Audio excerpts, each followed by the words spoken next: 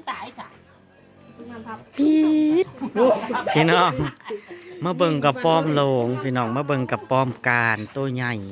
ใหญ่แห้งอยู่ดิ แล้วมันช็อกตายแล้ว ปี๊ดเมเซียวข่อยเพิ่งเห็นได้นี่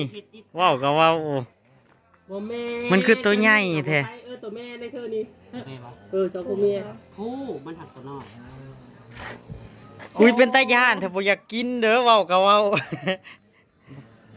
บ่กล้ากินเด้ออันนี้ลูกมัน ต้นบ่ นี่พี่น้องอันนี้ลูกมัน คือพญานาคนี่เนาะ เจ้าไม่ได้กินเอาให้ใกล้บ่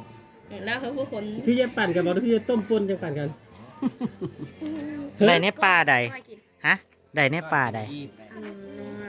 ไอ้หมอกอะไรยิ่งไกลกว่านั้น ก้อยกินในอิ่มเลย เจ้าเคยได้บ่เมเซียว โอ้ยว่านี่ แต่ถ้าไปหาไปกินได้ ไก่หา6ตัวน้อยแล้วมันก็ไปไล่ยิ่งคือมันตายไก่แจ้กูหน้าเจ้า อยากรู้